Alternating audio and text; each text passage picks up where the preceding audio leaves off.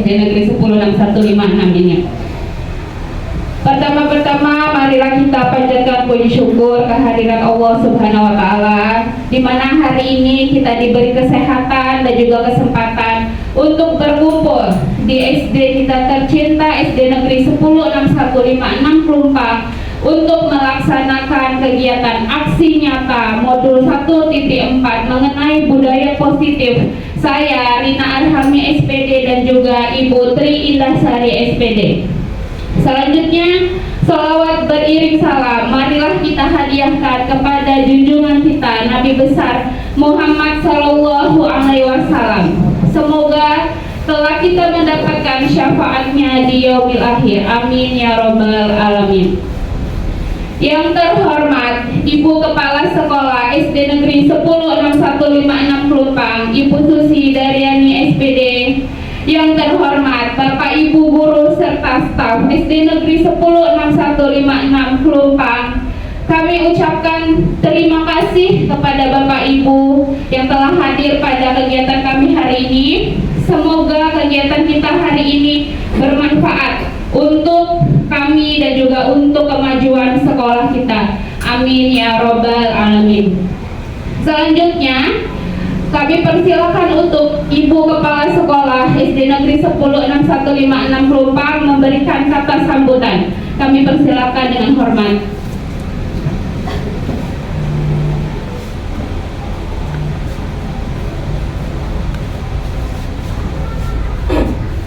Assalamualaikum warahmatullahi wabarakatuh. Waalaikumsalam warahmatullahi wabarakatuh. Alhamdulillah, di pagi hari yang ceria ini, yang cerah, kita berkumpul di ruang kelas dalam rangka aksi nyata modul 1.4 budaya positif yang dilakukan oleh Ibu Rina Arhami SPD dan Ibu Indah Sari SPD. Puji syukur kita panjatkan kehadirat Allah Subhanahu wa Ta'ala. Semoga kita senantiasa dalam keberkahan dan lindungan Allah. Selawat dan salam kita hadiahkan kepada junjungan Nabi besar Muhammad Sallallahu Alaihi Wasallam. Semoga kita mendapat syafaat dari beliau di yaumil hisab nanti. Yang terhormat Bapak Ibu guru SD Negeri 106156. Ini merupakan kebanggaan bagi saya dan bagi sekolah tercinta ini bahwa ada 2 orang guru kita yang akan menjadi guru penggerak. Saat ini masih calon guru penggerak. Mudah-mudahan Ibu Rina dan Ibu Indah bisa melaksanakan ini hingga akhir sampai berhasil mendapat gelar guru penggerak. Dan mudah-mudahan di kedepannya nanti Bapak Ibu yang lain juga mengikuti apa yang telah dilakukan oleh Ibu Indah dan Ibu Rina. Mudah-mudahan dengan adanya aksi nyata ini kita bisa mengaplikasikan budaya positif yang lebih lagi. Selama ini budaya positif telah banyak kita lakukan untuk sekolah ini dan untuk lingkungan sekitar. Dengan adanya kegiatan ini kita bisa lebih melakukan budaya positif yang lainnya. Jadi mudah-mudahan di kedepannya kita semua bisa mengikuti jejak yang telah dilakukan Bu Indah dan Bu Rina.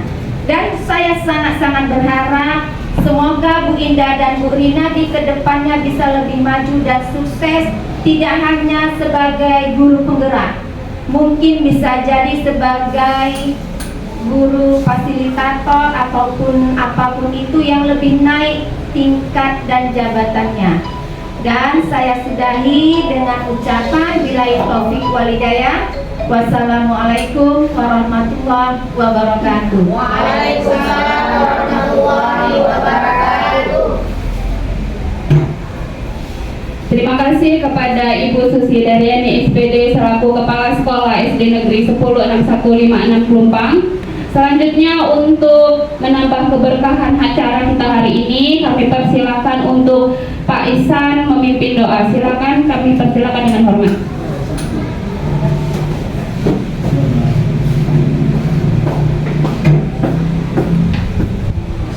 Assalamualaikum warahmatullahi wabarakatuh.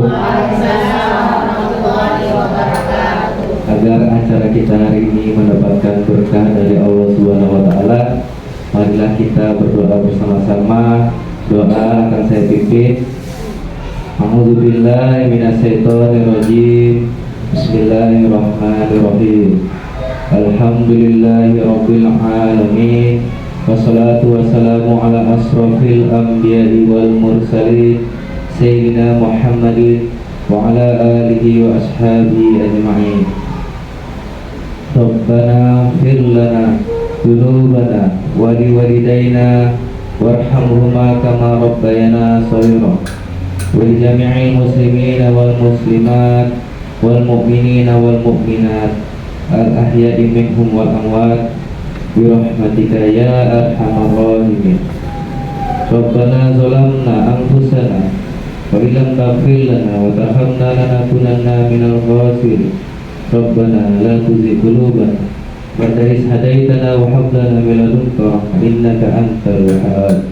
Allahumma inna nas'aluka salamatan fid dinina wal afiyatan fil jasadina wa ziyadatan fil ilmina wa barakatan fi rizqina wa tawbatan qabla al-maut wa rahmatan indal maut wa maghfiratan ba'dal maut.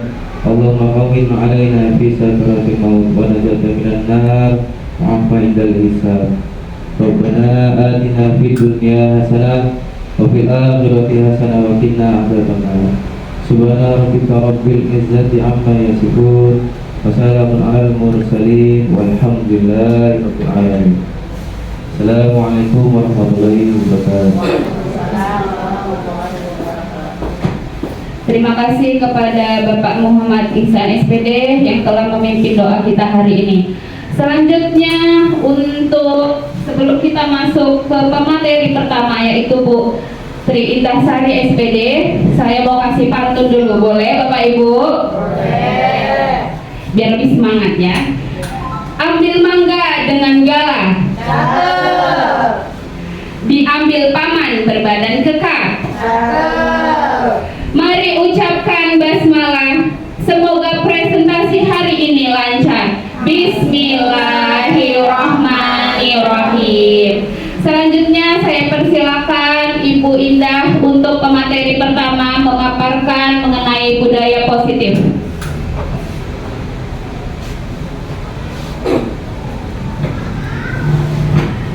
Baik Bu Rina, terima kasih. Assalamualaikum warahmatullahi wabarakatuh. Waalaikumsalam warahmatullahi wabarakatuh. Untuk pembuka tadi sudah dibuka oleh Ibu Rina dan kemudian kata sambutan dan doa. Kemudian hari ini saya dan Bu Rina akan memaparkan gitu Bu. Kami di sini berdiri di sini bukan yang terhebat dan juga bukan yang terpintar. Kami tapi berdiri di sini untuk men-sharing, berbagi ilmu yang telah kami dapat dan juga informasi yang telah kami dapat selama pendidikan guru penggerak. Baik, kita memasuki materi yaitu budaya positif. Sebelum kita melanjutkan pemaparan ini, saya ingin kita melaksanakan kesepakatan kelas terlebih dahulu ya Bapak Ibu. Di sini kita di kelas ini kita saling menghormati. Kemudian di kelas ini juga kita tertib, menjaga kebersihan dan juga aktif selama presentasi. Kira-kira Bapak Ibu semua sepakat? Sepakat ya Bapak Ibu? Baik, terima kasih. Sebelum melanjutkan, kita melakukan ice breaking dulu ya Bapak Ibu, karena biar semangat. Tadi sudah lelah mengawas ujian anak-anak, jadi kita melaksanakan ice breaking dulu. Bapak Ibu boleh berdiri. Kita sama-sama melakukan gerakan yang setiap harinya kita laksanakan apel pagi.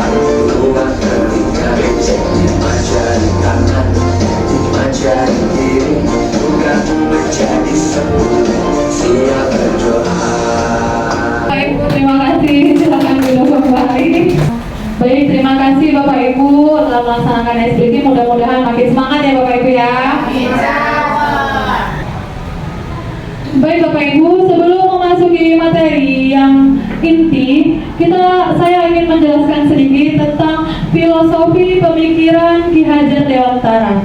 Filosofi pendidikan Ki Hajar Dewantara ini menjelaskan tujuan pendidikan adalah menuntun segala kodrat yang ada pada anak agar mereka dapat mencapai keselamatan dan kebahagiaan yang setinggi-tingginya, baik sebagai manusia maupun sebagai anggota masyarakat.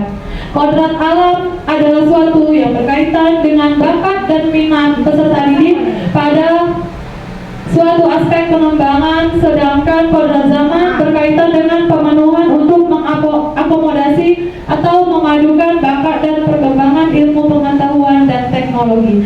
Jadi di sini Bapak Ibu, selama ini kita mengajar di kelas, apakah kita sudah melakukan atau melaksanakan filosofi pemikiran Ki Hajar Dewantara? Karena yang saya pribadi selama ini itu menuntut anak untuk jadi yang terbaik, menuntut anak sesuai dengan keinginan saya.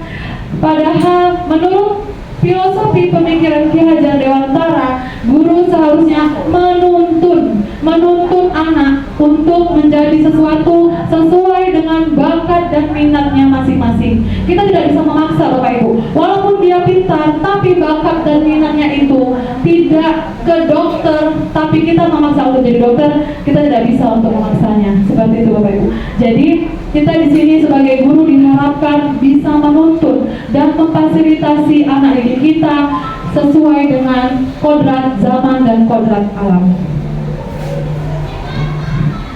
Pada hari ini konsep inti dari budaya positif yang ingin kami bahas bersama Ibu Rina Arhami, yaitu pertama, perubahan paradigma, disiplin positif, nilai-nilai kebajikan universal, dan motivasi perilaku manusia yang akan saya bawakan. Kemudian untuk dibawakan Bu Rina yaitu ada kebutuhan dasar manusia, posisi kontrol guru, segitiga restitusi, dan juga keyakinan kelas. Memasuki konsep inti yang pertama yaitu pembelajaran dengan paradigma baru. Pembelajaran dengan paradigma baru merupakan pembelajaran yang dirancang berdasarkan prinsip pembelajaran berdiferensiasi, sehingga para peserta didik belajar sesuai kebutuhannya berdasarkan tahap perkembangan sesuai teori psikologi modern untuk mewujudkan profil pelajar Pancasila. Bagaimana pembelajaran yang berdiferensiasi itu Bapak Ibu? Pembelajaran yang berdiferensiasi yaitu pembelajaran yang sesuai dengan kemampuan atau kompetensi anak didik. Bisa melalui auditori, bisa melalui visual, dan bisa melalui kinestetik. Nah, ketiga ini anak-anak kita juga harus bisa memisah-misahkan. Seperti itu Bapak Ibu. Jadi kemampuan anak yang mana yang paling menonjol kita juga bisa harus mengetahuinya. Kemudian di sini ada perubahan paradigma belajar. Kegiatan kepalan tangan. Ada A dan B. Sobeklah seri kertas kecil, tuliskan benda atau sesuatu yang sangat berharga untuk Anda. Letakkan di salah satu tangan Anda dan genggam benda atau sesuatu tersebut dengan segala daya. Buatlah sebuah kepalan. Teman Anda akan mencoba dengan sekuat tenaga dengan berbagai cara untuk meminta Anda memberikan benda tersebut. B. Bisa membujuk, mengancam, menghardik, merayu, menyuap apa saja agar dapat membuka kepala tangan Anda. Apa yang terjadi? Nah, sekarang Bapak Ibu saya ingin mencontohkannya. Saya sebagai B karena saya handal merayu, menyuap, mengancam. Jadi bercanda ya Bapak Ibu. Jadi saya mohon kepada Bu Ade untuk maju ke depan sebagai A. Bu Ade, contohnya ya Bapak Ibu, Bu Ade ini punya sesuatu yang berharga sekali bagi Bu Ade. Silahkan maju Bu Ade. Nah, saya sebagai B, saya mencoba merayu Bu Ade. Bu Ade, apa itu yang ada di genggaman tangan Bu Ade? Ini adalah sesuatu yang berharga untuk saya. Boleh nggak itu untuk saya? Tidak boleh, tidak. Kalau saya tukar dengan pulpen, mau tidak? Tidak mau, Bunda, saya juga punya pulpen. Kalau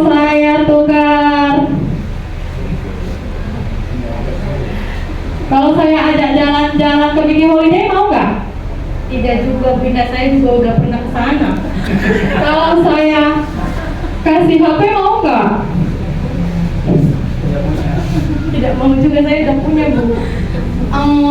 Kalau saya kasih cowok, mau nggak, Bu? Tidak mau.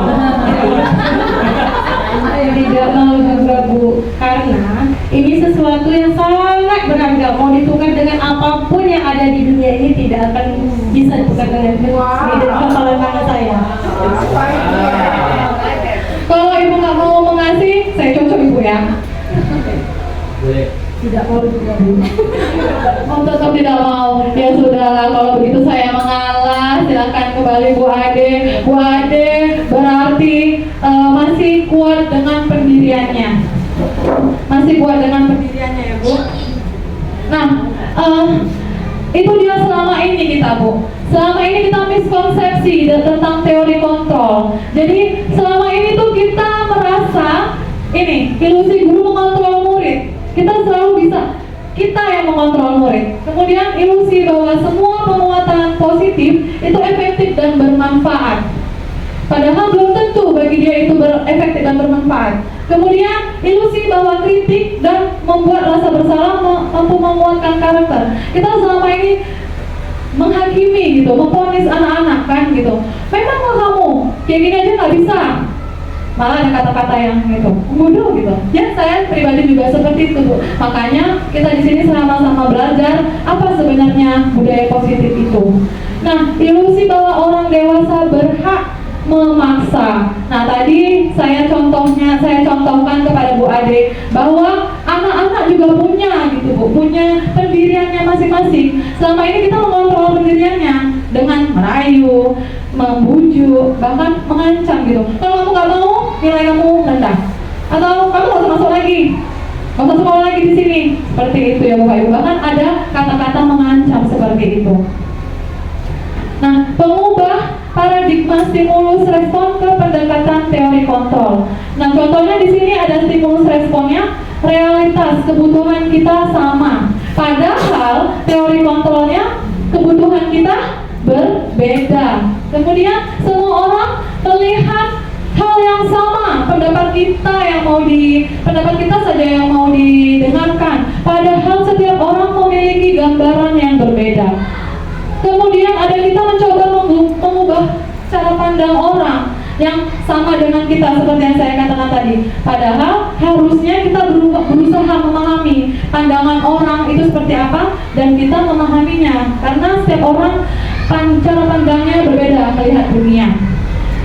Kemudian perilaku buruk dilihat sebagai suatu kesalahan. Padahal semua perilaku memiliki tujuan. Bahkan, Bu, ketika ada murid yang berantem gitu kan, Bu, kita belum menyelesaikan siapa yang salah. Misalnya dia memukul anak tadi sampai berdarah, padahal yang dipukul itu juga belum tentu benar gitu. Jadi belum kita tanyai kedua belah pihak, kita sudah menyuruh cepat-cepat minta maaf. Udah, minta maaf lah, cepat-cepat minta maaf. Padahal kita nggak tahu kenapa kamu memukul dia. Nah, gitu seperti itu. Nanti contohnya kita dengarkan oleh Bu Ina. Kemudian orang lain bisa mengontrol saya, seperti tadi kata Bu Ade. Tapi Bu Ade sudah melakukan teori kontrol.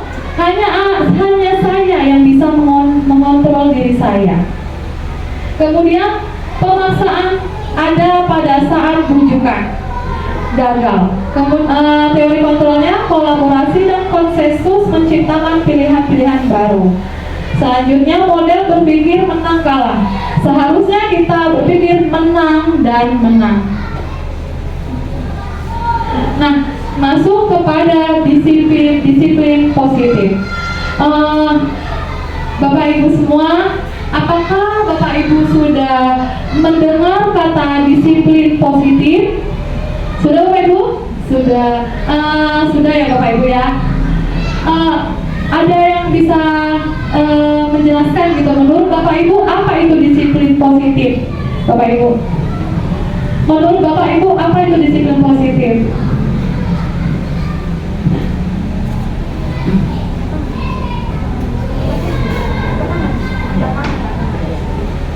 Baik, Pak Heri, silakan Pak Heri. Baik, terima kasih kepada Ibu Trinda Sari SPD yang telah memberikan kesempatan untuk menjawab. Jadi pertanyaan tadi tentang disiplin positif. Jadi disiplin positif itu berkaitan dengan budaya positif. Jadi menurut saya disiplin positif itu merupakan perwujudan dari nilai-nilai yang diterapkan. Contohnya kita di sekolah, jadi penerapannya itu di sekolah. Kemudian ini berkaitan dengan budaya positif yang diterapkan di sekolah adalah salah satu perwujudan dari visi guru, salah satunya yang mengandung nilai-nilai kebajikan, artinya berpihak kepada siswa dengan tujuan pendidikan nasional yang dijabarkan dalam profil pelajar Pancasila. Terima kasih. Baik, terima kasih Pak Heri, bagus sekali jawabannya. Kemudian ada lagi yang lain Bapak Ibu?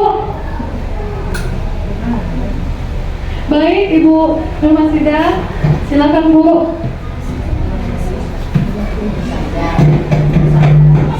Terima kasih kepada Ibu Muginda yang telah memberi kesempatan saya untuk menjawab pertanyaannya.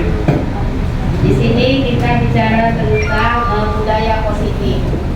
Budaya positif itu adalah sekolah yang menciptakan lingkungan yang nyaman untuk belajar anak-anak murid kita di sekolah. Terima kasih, Bunda. Baik, Ibu Ida. Baik, Ibu Ida, sangat luar biasa jawabannya. Tadi Ibu Ida menjawab disiplin positif adalah kegiatan yang bernilai positif bagi anak-anak untuk di sekolah. Nah, di sini disiplin itu berasal dari kata disiplina.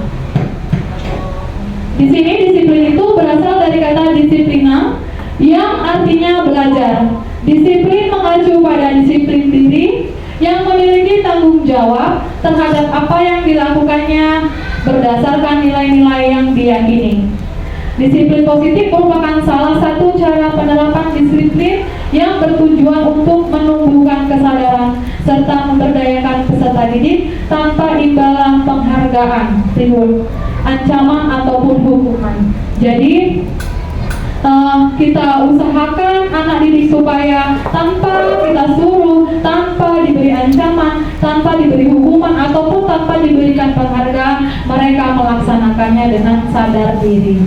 Sebagai pendidik, tujuan kita adalah menciptakan peserta didik yang memiliki disiplin diri sehingga mereka berperilaku mengacu kepada nilai-nilai kebajikan universal dan memiliki motivasi intrinsik dalam perubahan perilaku ke arah yang lebih baik.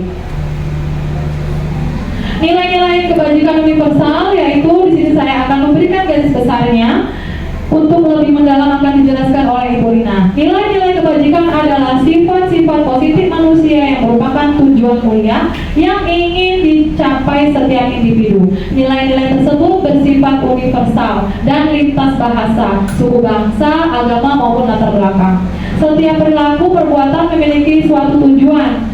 Berdasarkan dari Dr. William Glasser pada teori kontrol 1984. Dengan mengaitkan nilai-nilai kebajikan yang diyakini seseorang, maka motivasi intrinsiknya akan terbangun sehingga menggerakkan motivasi diri dalam untuk dapat mencapai tujuan mulia yang diinginkan. Menurut Diana Gosan tahun 1998, nilai-nilai kebajikan yang ingin dicapai oleh setiap anak Indonesia sudah tentu dengan yang kita kenal ada 6 dimensi profil pelajar Pancasila, Bapak Ibu, yaitu yang pertama Bapak Ibu, beriman, bertakwa pada Tuhan Yang Maha Esa dan berakhlak mulia. Kemudian berkebinekaan global, bergotong royong, mandiri, kreatif, dan juga bernalar kritis. Nah, ada di sini motivasi perilaku manusia ya Bu. Motivasi itu berasal dari eksternal dari luar, ada juga berasal dari internal. Nah, yang ingin kita harapkan yaitu motivasi internal. Nah, selama ini kita mengaplikasikan kepada anak murid itu melalui motivasi eksternal, yaitu apa? Untuk menghindari ketidaknyamanan atau hukuman apa yang akan terjadi bila saya tidak melakukannya. Kalau saya tidak melakukannya, ini dihukum oleh Bapak Ibu guru. Kalau yang kedua, untuk mendapatkan imbalan dari orang atau institusi yang lain, apa yang akan saya dapatkan apabila saya melakukannya? Oh, kalau saya lakukan itu saya dapat hadiah, seperti itu. Nah, yang kita inginkan yaitu yang ketiga, untuk menghargai diri sendiri, berasal dari dalam, yaitu saya akan menjadi orang yang seperti apa apabila saya melakukannya. Jadi segala sesuatu yang dilakukan itu imbasnya ke diri sendiri, gitu Bapak Ibu. Nah, ini menurut Bapak Pendidikan kita, Ki Hajar Dewantara, yaitu merdeka itu artinya tidak hanya terlepas dari perintah, akan tetapi juga cakap buat memerintah diri sendiri. Ternyata Bapak Ibu, selama ini kita melaksanakan ini. Yang mana yang kita laksanakan? Hukumankah, konsekuensikah, atau restitusi? Nah, kalau saya hukuman dan konsekuensi. Diharapkan setelah kita melakukan presentasi budaya positif ini, kita mencoba untuk melaksanakan restitusi. Nah, hukuman itu tidak terencana, tiba-tiba ribut di kelas atau tidak mengerjakan PR, berdiri di kelas, itu spontan ya Bapak Ibu. Kemudian murid tidak tahu apa yang akan terjadi dan tidak bisa dibatalkan. Kemudian bersifat satu arah dari guru ke murid, berupa hukuman fisik dan psikis. Psikis itu verbal. Yang konsekuensinya itu terencana, disepakati sesuai peraturan. Jika tidak memakai atribut pada hari Senin, sudah tahu konsekuensinya, berdiri di lapangan, seperti itu Bapak Ibu. Kemudian murid tetap dibuat tidak nyaman. Sikap guru selalu memonitor murid. Nah, yang belum, mungkin Bapak Ibu sudah melakukannya tapi tanpa sadar bahwasanya itu restitusi. Tapi kalau belum, hendaknya inilah yang akan tujuan kita, yaitu restitusi. Proses menciptakan kondisi bagi murid untuk memperbaiki kesalahannya. Kemudian proses kolaboratif yang mengajarkan murid untuk mencari solusinya sendiri. Kalau dia berbuat salah, ini jadi kamu mau gimana nak? Apa solusi dari kamu? Ya pasti minta maaf atau melakukan misalnya dia mencopot kancing baju temannya gitu Bapak Ibu. Kamu ini jadi gimana nak? Ini copot nih udah kancing bajunya. Apa yang harusnya kita lakukan supaya kancing itu kembali seperti semula? Yaitu dengan menjahit. Itulah tugas kita Bapak Ibu, untuk menyediakan alat jahit. Seperti itu Bapak Ibu. Kita berusaha untuk supaya dia menyelesaikan masalahnya sendiri. Nah, ini dia dihukum oleh penghargaan. Alfie Kohn, Paris by Rewards tahun 1993, wawancara ASCD Annual Conference Maret 1995, mengemukakan baik penghargaan maupun hukuman adalah cara-cara mengontrol perilaku seseorang yang menghancurkan potensi untuk pembelajaran yang sesungguhnya. Contohnya pengaruh jangka pendek dan jangka panjang. Kalau pengaruh jangka pendek, dia akan marah dan kesal kalau kita hukum. Kemudian jangka panjangnya, saya pribadi memang tidak dendam, tapi ada mungkin anak yang dendam gitu ya Bapak Ibu. Dulu dicubit, saya sampai saya kebetulan SD sini, saya dicubit. Iya, saya dicubit oleh guru saya, tapi saya tidak dendam. Mungkin persepsinya berbeda anak dulu dengan anak sekarang, seperti itu. Tapi saya masih ingat gitu ketika saya dihukum atau dihardik oleh guru. Itu jangka panjangnya. Kemudian penghargaan tidak efektif. Penghargaan merusak hubungan. Misal kita memberikan kepada siswa yang mampu, tapi anak yang mampu jadi merasa iri, gitu. Kemudian penghargaan menurunkan kualitas, karena kita selama ini mengutamakan akademik, gitu. Dia pintar, padahal berarti dia juara satu. Padahal kawannya itu jago badminton, jago renang, itu kita tidak berikan penghargaan juga. Kemudian ada penghargaan memaktikan kreativitas, sama seperti tadi, dan penghargaan menghukum. Saya jujur Bu, saya adalah guru penghukum, tapi mudah-mudahan saya bisa berubah. Nah, untuk program kebajikan apresiasi, dalam memberikan apresiasi atau pengakuan perlu diingat beberapa hal. Beri pengakuan secara khusus, pengakuan secara pribadi, pengakuan kepada semua murid, dan pengakuan secara konsisten. Kemudian ada fokus pada proses. Nah, ini ada contohnya Ibu, ke apresiasi kebajikan. Pembukanya kemarin saya perhatikan rasa empatimu besar sekali pada saat menolong murid baru di kelas kita, gitu. Itu verbal ya Bapak Ibu. Kemudian saya menghargai kepedulianmu pada saat kamu bantu teman-teman di tugas kelompok. Jadi segala aktivitas kita memang harus memperhatikannya. Terima kasih untuk rasa tanggung jawabmu pada saat kamu memungut kertas-kertas yang berserakan di lantai. Nah, kemudian sampahnya nak, buang. Oke, udah gitu kan. Kita tidak selama ini, makasih ya nak, udah peduli gitu. Nah, ini adalah contoh-contoh tindakan guru Bapak Ibu. Tindakan guru, hukuman, di sini hukuman atau konsekuensi menurut Bapak Ibu. Boleh Bapak Ibu tulis di kertas yang post-it yang sudah ada berwarna hijau, yang berwarna hijau itu ditulis Bu, tindakan guru itu yang nomor 1, mencatat 100 kali di dalam buku kalimat, saya tidak akan terlambat lagi karena terlambat ke sekolah. Itu bentuk hukuman atau konsekuensi ya Bapak Ibu. Soalnya yang 1 hukuman gitu Bapak Ibu. Yang kedua, lari mengelilingi lapangan basket 2 kali karena terlambat hadir di sekolah. Nah, itu adalah hukuman atau konsekuensi. Kemudian murid diminta untuk push up 15 kali karena tidak menggunakan masker ke sekolah. Boleh ditulis Bapak Ibu. Nomor 1 itu hukuman atau konsekuensi, termasuk nomor 2 hukuman atau konsekuensi.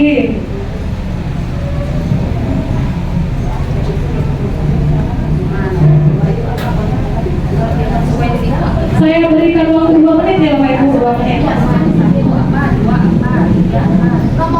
Tulisannya Bu, 1 hukuman, misalnya contohnya menurut Bapak Ibu itu hukuman.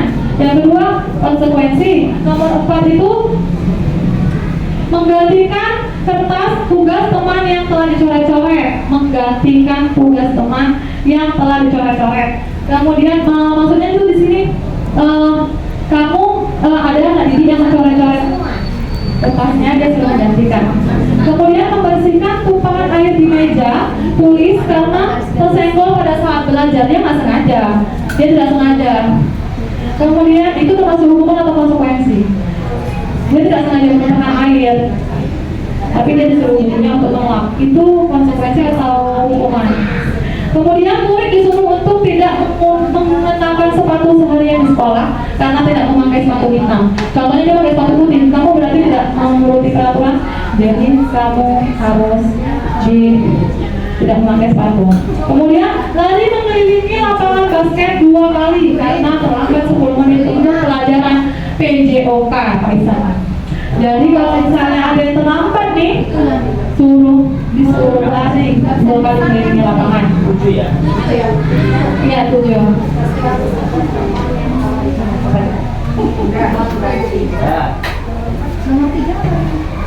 Baik Bapak Ibu, Bapak Ibu bisa mengoreksi jawaban Bapak Ibu sendiri setelah ini. Nanti ada jawabannya. Jadi Bapak Ibu sudah benar belum membedakan antara hukuman dan konsekuensi? Sudah Bapak Ibu?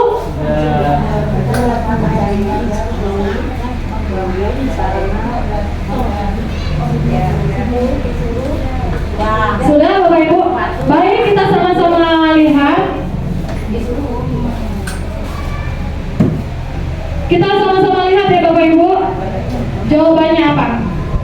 Nah, ini dia. Untuk mencatat 100 kali jangan terlambat itu adalah sebuah hukuman. Yang kedua, lari mengelilingi lapangan basket itu hukuman. Kemudian murid diminta untuk push up hukuman. Dia menggantikan kertas tugas teman yang telah dicoret-coretnya, itu adalah konsekuensi dia, tanggung jawab dia. Kemudian membersihkan tumpahan air itu adalah konsekuensi. Murid disuruh untuk tidak mengenakan sepatu, itu sebenarnya hukuman Bapak Ibu. Kemudian lari mengelilingi lapangan basket 2 kali karena terlambat 10 menit. Dia harusnya 10 menit sudah sampai, tapi dia tidak tidak sampai terlambat itu adalah konsekuensi. Kira-kira Bapak Ibu benar atau masih ada yang salah? Ada yang salah ya Bapak Ibu? Benar ya buat saya? Salah satu, alhamdulillah. Berarti sudah mengetahui perbedaan antara konsekuensi dan hukuman. Baik, terima kasih Bapak Ibu untuk materi ini. Saya dilanjutkan oleh Bu Rina. Terima kasih Bapak Ibu atas perhatiannya. Bismillahirrahmanirrahim. Oke, saya lanjut ya Bapak Ibu penjelasan dari Ibu Indah tentang budaya positif. Halo. Hai. Masih semangat Bapak Ibu? Masih. Tepuk semangat boleh? Boleh. Tepuk semangat.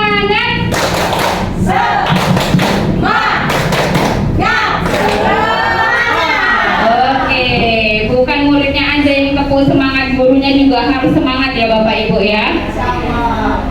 Saya lanjutkan tentang kebutuhan dasar manusia.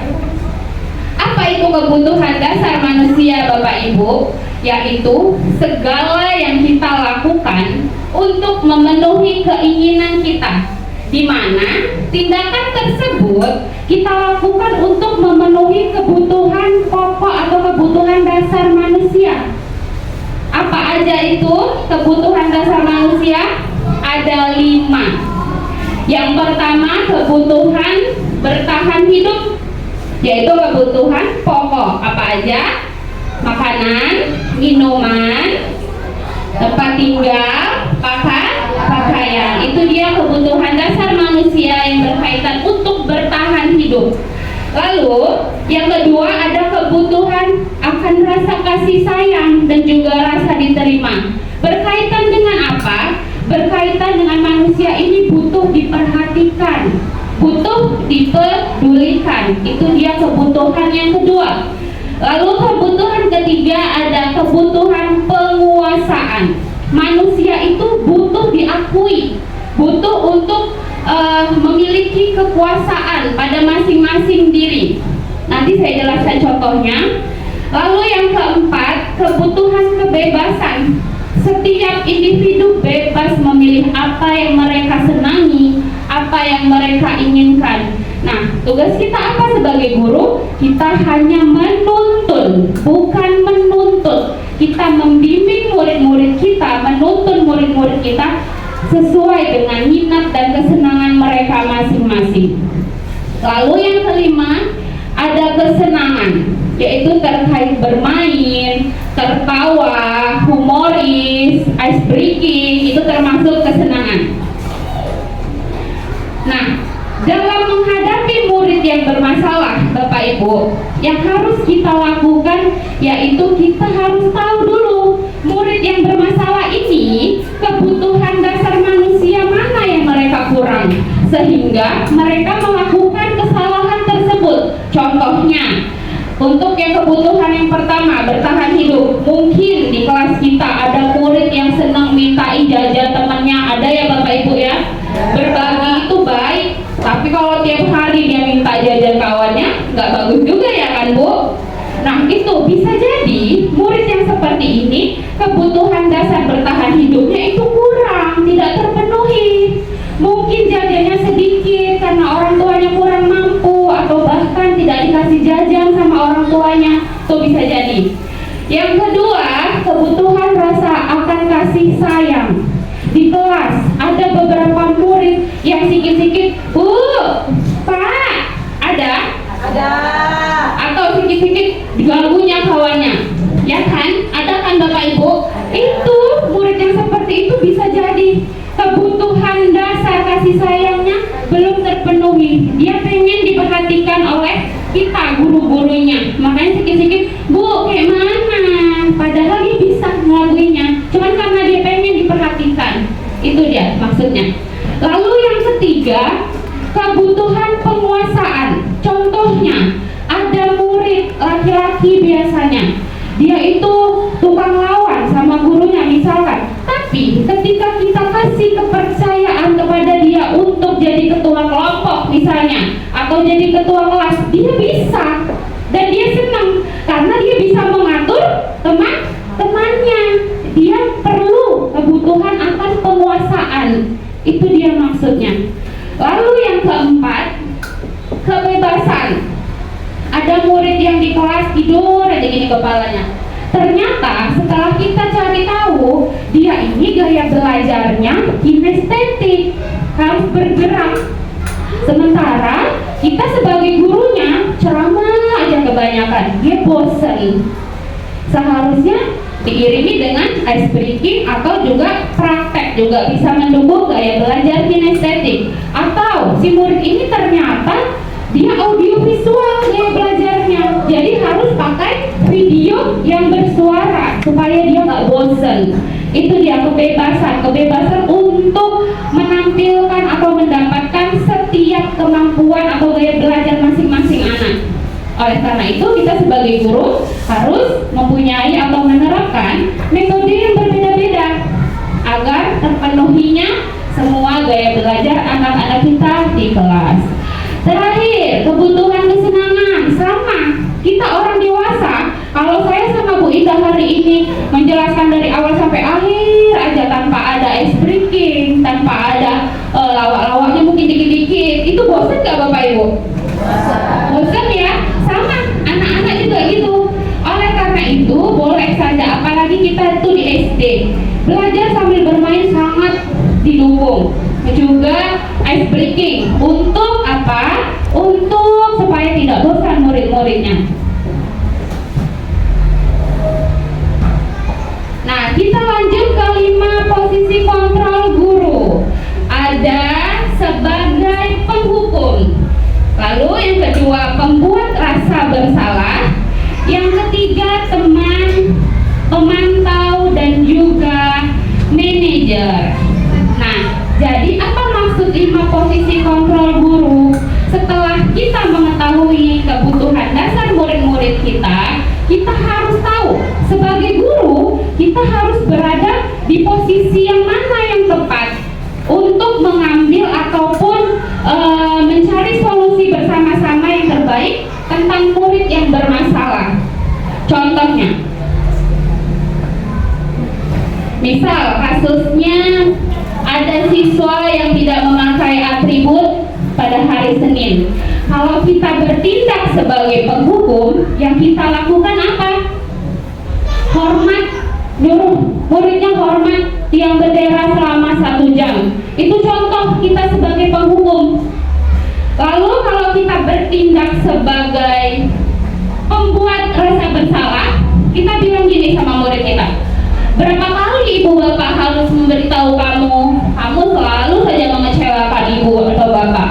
Atau contoh lain, pembuat rasa bersalah, misal anak saya nih bolak-balik buat kesalahan, lalu saya bilang gini sama anak murid saya, ya ampun nak, gara-gara kamu ibu tuh sering ditegur kepala sekolah loh nak, masih kamu aja yang ditegur guru-guru. Nah, itu dia maksudnya, kita menimbulkan rasa bersalah pada murid. Lalu yang ketiga, sebagai teman, kita anggap murid itu sebagai teman kita, identik dengan kata ayolah, tolong. Kalau kita sama teman kita kan gitu ya Bapak Ibu ya, suka saling tolong menolong. Iya, kita anggap murid yang sebagai guru. Jadi setelah dapat nih si anak yang udah nggak pakai lengkap atribut, kita bilang, kamu nih anak, mana atributnya? Nggak bawa bu, lupa kopinya. Ya udah sana, saya tidak mau tahu, kamu beli, pokoknya kamu lengkap atributnya gitu ya, pemantau. Terakhir, manajer yang kita bilang itu kita tanya dulu, nah kira-kira kamu salah nggak menurut kamu? Nanti dia berpikir sendiri, dia jawab salah bu. Lalu kita tanya, kira-kira gimana nak supaya minggu depan kamu nggak lupa bawa kopi lagi. Nah, kita mengarahkan murid untuk mencari solusinya sendiri dulu, jangan langsung kita arahkan apa solusinya. Itu dia maksudnya. Jadi dari kelima posisi tadi, kita sebagai guru, kira-kira posisi mana yang harus kita lakukan Bapak Ibu? Manajer. Iya benar sekali Bapak Ibu. dan Bu Indah pun masih terus belajar. Mungkin selama ini kami juga bertindak sebagai teman dengan murid atau juga sebagai penghukum. Jadi salah satu tujuan kami hari ini untuk sharing tentang apa yang kami dapatkan, ilmu yang kami dapatkan, agar kita bisa sama-sama lebih baik. Seperti itu.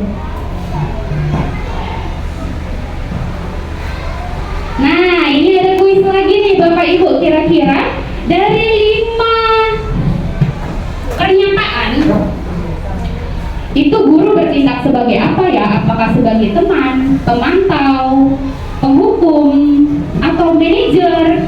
Coba Ibu dan Bapak tulis di kertas berwarna kuning. Nomor 1 apa? Nomor 2 apa? Waktunya 1 menit aja ya Bapak Ibu ya. Kalau pakai tandaan. Oke Ibu. Yang nomor 1, saya kecewa sekali dengan kamu. Nomor 1, saya kecewa sekali dengan kamu. Posisi apa itu kira-kira? Guru atau murid gitu? Iya, gurunya Bu. Posisi sebagai pemantau, penghukum kah? Yang tadi, yang 5 tadi. Yang kedua, opsinya tadi apa aja gitu? Ah iya gitu. nah ini.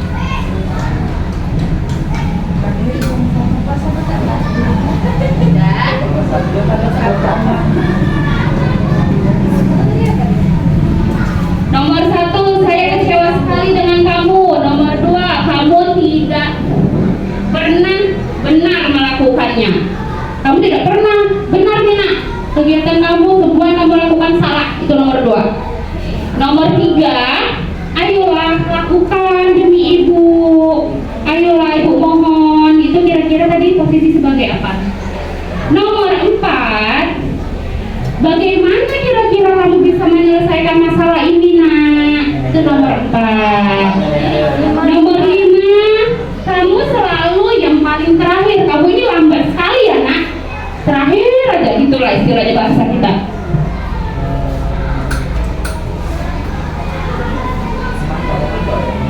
Oke, siapa yang sudah selesai tunjuk tangan? Bu Ida? Oke, Bu Ida dulu mau mengungkapkan apa yang telah dijawab ya.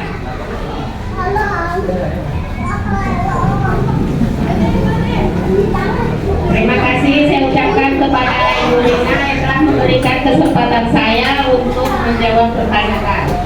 Yang nomor 1 adalah membuat orang merasa bersalah. Yang kedua adalah penghukum. Yang ketiga adalah teman. Yang keempat adalah pemantau. Yang kelima adalah manajer. Yang keenam adalah penghukum. Sekian, terima kasih banyak. Kita kasih tepuk tangan dulu untuk Bu Ida, Bapak Ibu. Mantap sekali jawabannya. Kita lihat sama-sama ya. Ini dia jawabannya. Ayo coba diperhatikan lagi. Benar atau salah jawaban Bapak Ibu? Benar. Wah, luar biasa. Tepuk tangan untuk kita semua. Guru SD 106156 ini hebat-hebat. Masya Allah. Lanjut ke segitiga restitusi. Halo.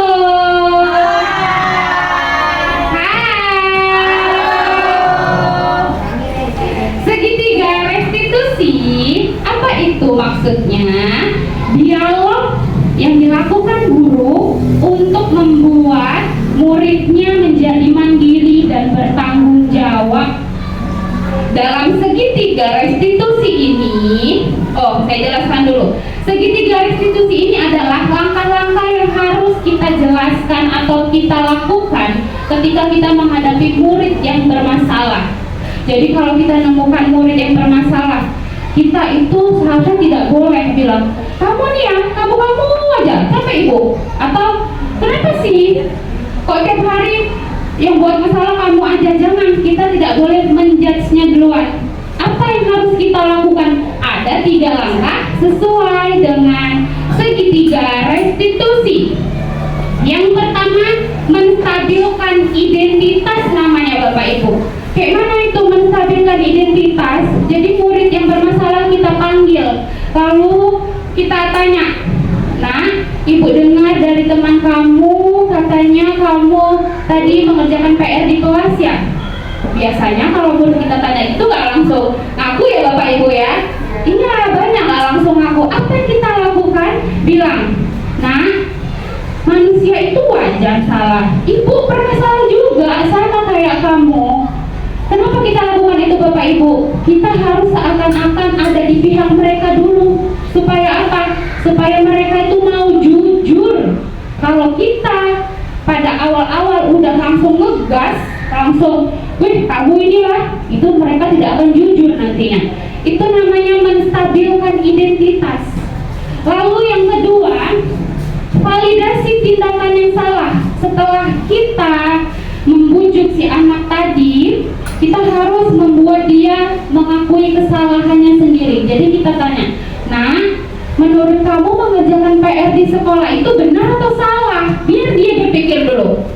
Dijawabnya, salah Bu. Kita tanya lagi, lalu kenapa kamu masih melakukannya nak? Mungkin dijawabnya, iya Bu, saya tidurnya kelamaan, misalkan seperti itu, atau kebanyakan main HP Bu. Nah, yang terakhir ada di yang merah ini, menanyakan keyakinan. Setelah murid mengakui kesalahannya, kita tanya, kira-kira nak, keyakinan atau peraturan apa yang kamu langgar ya nak kalau tidak mengerjakan PR? Bertanggung jawab. Dijawabnya gitulah Bapak Ibu ya. Nah, jadi kita itu menggiring murid supaya murid ini bisa mengakui kesalahannya sendiri, lalu berpikir kira-kira gimana supaya dia nggak melakukannya lagi. Jangan kita terlalu menuntut. Itu tadi menuntut. Kita harus menuntut anak itu sempurna sampai tidak boleh berbuat salah, padahal kita sebagai manusia itu pasti pernah berbuat salah, tinggal bagaimana kita bisa memperbaikinya, seperti itu. Nah, untuk lebih jelas saya akan memutarkan bagaimana langkah-langkah segitiga restitusi yang sudah saya jalankan di kelas saya.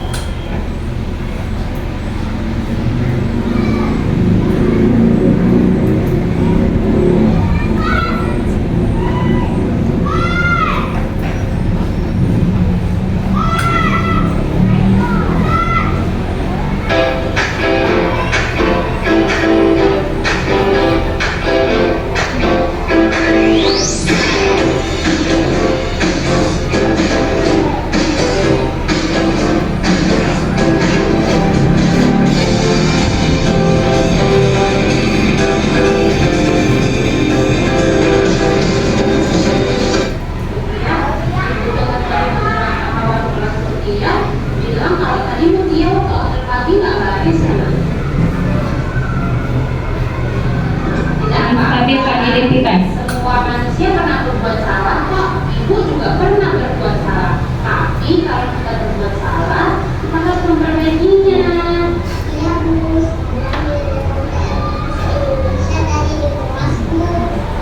Oh, menurut dia mengerjakan PR di kelas itu boleh tidak? Validasi tindakan yang salah.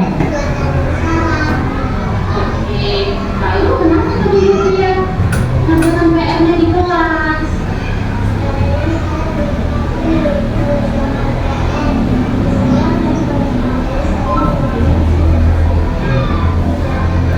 Membuat keyakinan kelas. Apakah keyakinan kelas itu sama dengan peraturan sekolah, Bapak Ibu? Sama atau tidak kira-kira? Iya, benar, tidak. Keyakinan kelas itu tidak sama dengan peraturan sekolah. Tetapi keyakinan kelas bisa diadopsi dari peraturan yang ada di sekolah. Supaya lebih paham nih, langsung saja kita praktek. Ambil kertas warna pink yang sudah kami bagikan, tulis satu peraturan di kelas, satu aja ya Bapak Ibu. Setiap orang nulis satu contoh peraturan di sekolah, di kelas. Satu aja, jangan banyak-banyak. Misal tertib, apalagi satu aja.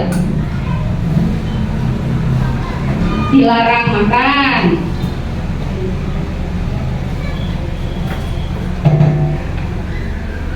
Sudah? Satu aja, gak usah banyak-banyak, satu. Ya, satu aja. Silahkan ibu-ibu guru yang cantik sebelah sini tempelkan kertas pinnya di papan tulis. Ayo, tempelkan. Ya, kata mereka. Iya, tempelkan. Iya, tempelkan. Oke, terima kasih. Silakan Bapak Ibu yang berada di tengah saya untuk menempelkan jawabannya.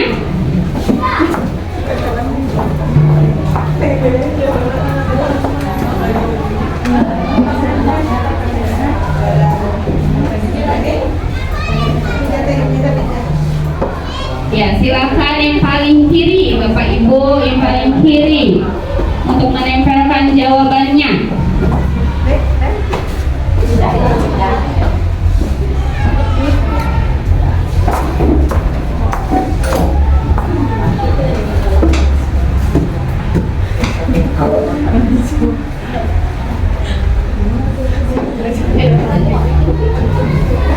Bu Indah, boleh tolong dibantu bacakan?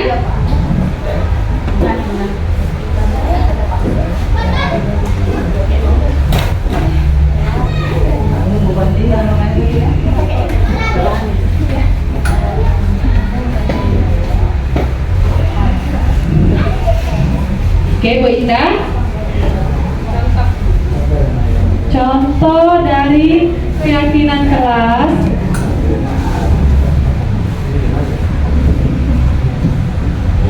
Apa aja itu, Bu Indah? melaksanakan piket kelas, Terus?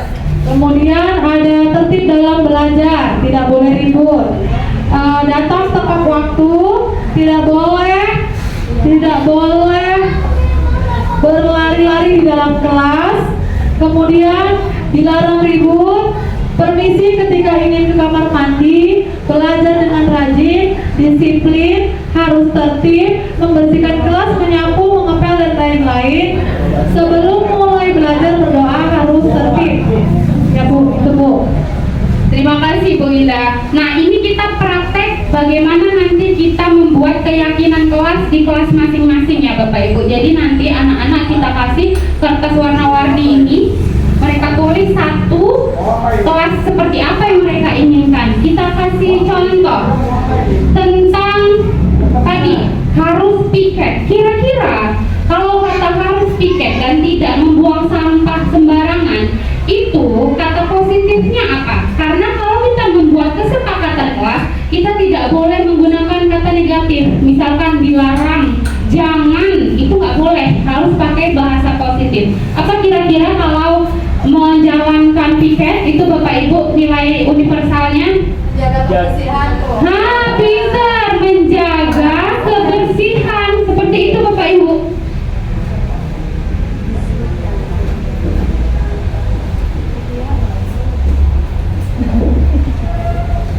Lalu tadi juga saya dengar ada yang menjawab tidak boleh saling mengganggu satu sama lain, atau nggak boleh pukul-pukulan murid, nggak boleh ejek-ejekan. Kira-kira itu kalimat positif atau kalimat kebajikan universalnya apa ya Bapak Ibu? Ketertiban kelas. Saling Menghargai. menghargai. Iya benar.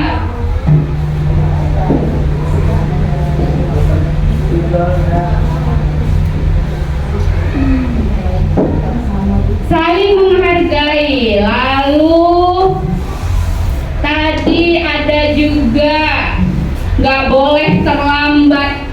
Kira-kira apa dia kalimat positifnya? Iya, pinter, benar sekali, disiplin. Nah, seperti itu kira-kira Bapak Ibu. Kalau kita di awal semester ajaran baru, kita berjumpa dengan murid-murid kita yang baru, kita harus terlebih dahulu membuat kesepakatan kelas. Apa fungsinya? Agar kalau mereka suatu hari melanggar, kita bisa mengingatkan dengan langkah-langkah segitiga restitusi tadi tentang keyakinan yang mereka buat sendiri dan mereka sepakati sendiri dengan kita. Itu dia fungsinya ya Bapak Ibu.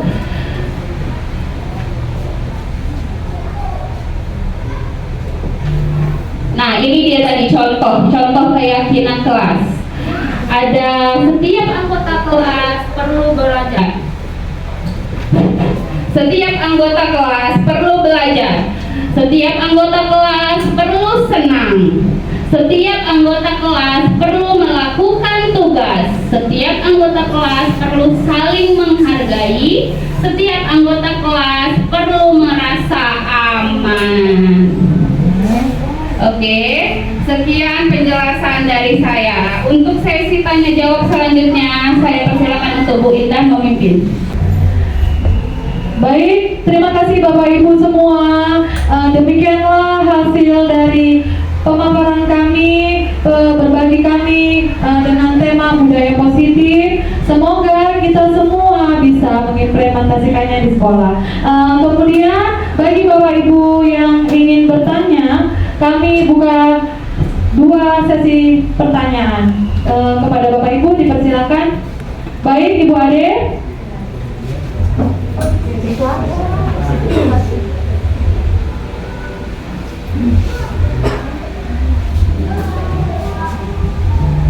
Ya, terima kasih untuk Linda.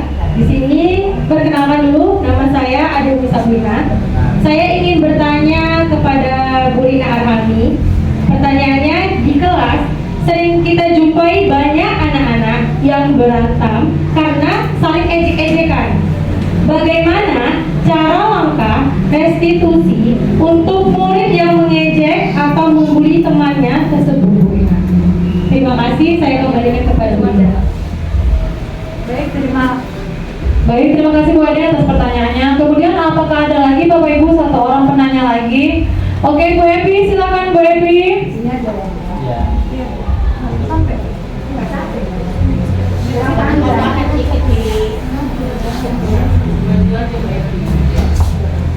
Assalamualaikum warahmatullahi wabarakatuh. Waalaikumsalam warahmatullahi wabarakatuh.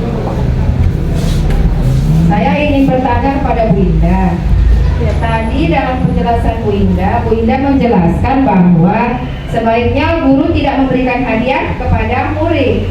Lalu yang saya ingin tanyakan, lalu bagaimana cara agar murid bisa termotivasi? Karena selama ini kita mengetahui bahwa hadiah itu bisa memancing murid untuk termotivasi dalam belajar. Terima kasih.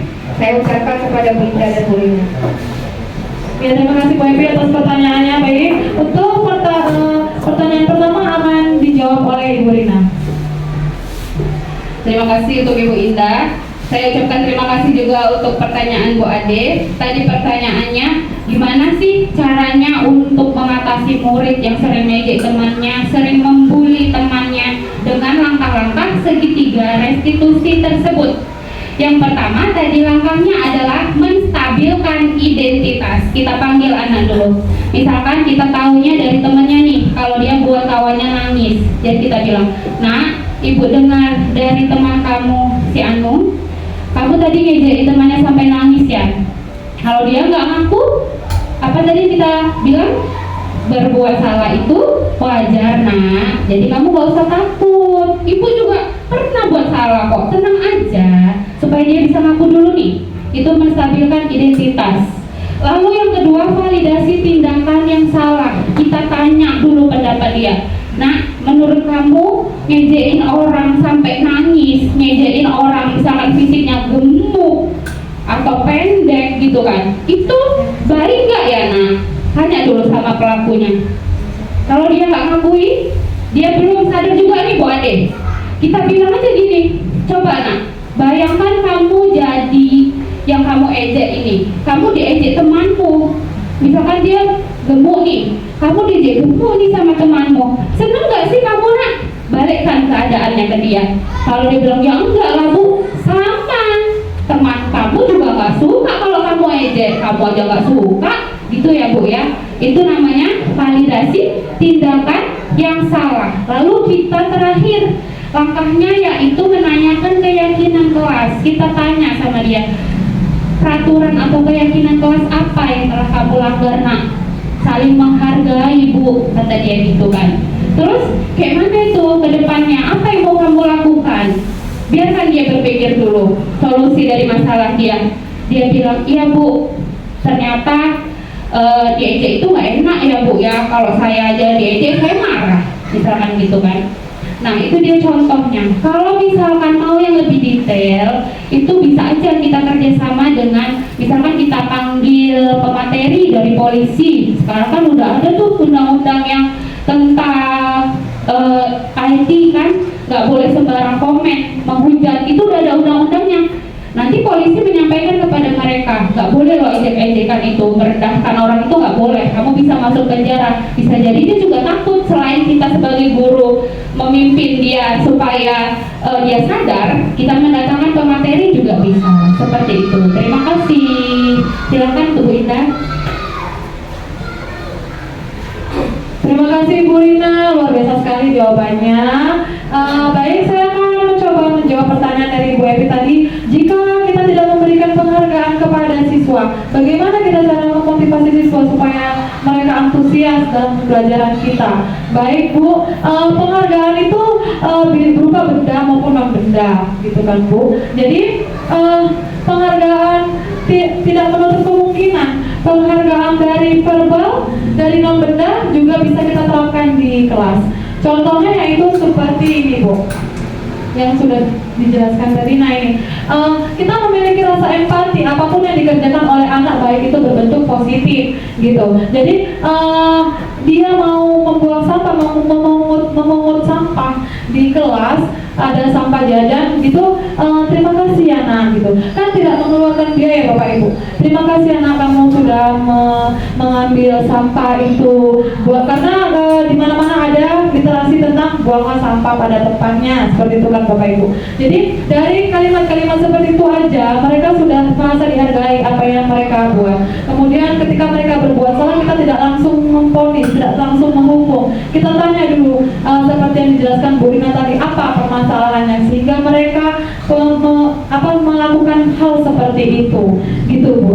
Jadi juga harus dibarengi dengan pembelajaran tentunya yang menarik, yang inovatif, gitu. Seperti kenapa pelajaran SBK atau kenapa pelajaran PJOK saja yang ditunggu-tunggu oleh murid gitu ya Pak Isan ya? Karena apa? Karena mereka melakukan kinestetik itu, melakukan gerakan atau bahkan olahraga yang mereka sukai. Kenapa di dalam kelas kita tidak bisa melaksanakan itu Bapak Ibu?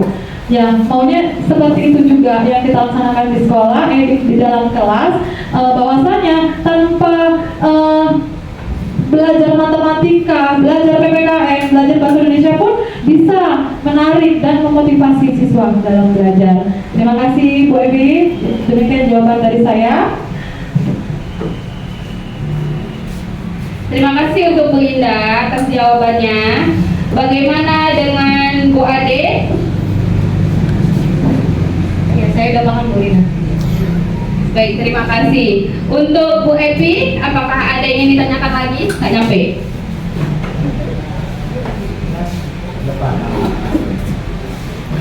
Iya, diri di situ aja Bu. Terima kasih pada Bu Indah atas penjelasannya tadi, dan saya sudah paham. Terima kasih untuk Bu Evi dan Bu Ade atas pertanyaan hari ini. Nah, kita sudah masuk ke sesi akhir. Sebelum kegiatan ini kami tutup, kertas warna apa yang masih tersisa Bapak Ibu? Kuning ya? Kuning. Di kertas warna kuning Bapak Ibu tulis refleksi gimana perasaan Bapak Ibu hari ini setelah mendengarkan apa yang kami sampaikan. Waktunya 1 menit. Perasaannya, ataupun boleh hari ini saya mendapat ilmu baru tentang apa itu, boleh ditulis juga seperti itu.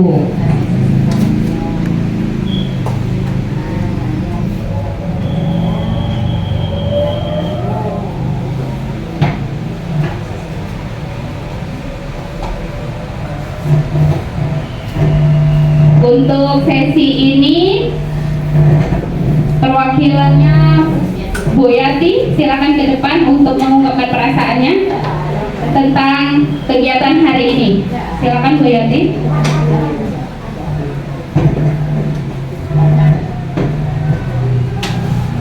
Baik, terima kasih kepada Ibu Rina. Terima kasih kepada Ibu Rina dan Ibu Linda. Refleksi yang ingin saya sampaikan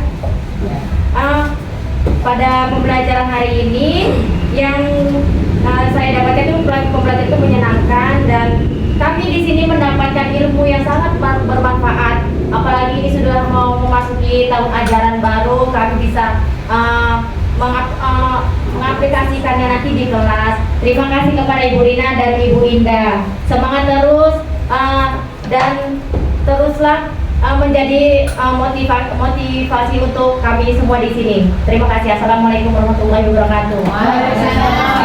Tepuk tangan untuk Bu Yati, luar biasa sekali. Terima kasih semangatnya Bu Yati. Terima kasih supportnya juga untuk Bapak Ibu yang hadir hari ini, juga termasuk salah satu support untuk kami. Nah, di bawah kita di penghujung acara, boleh satu pantun lagi Bapak Ibu? Belum. Ada jerapah, ada sapi. Cakep. Masih semangat. Sapi ribut,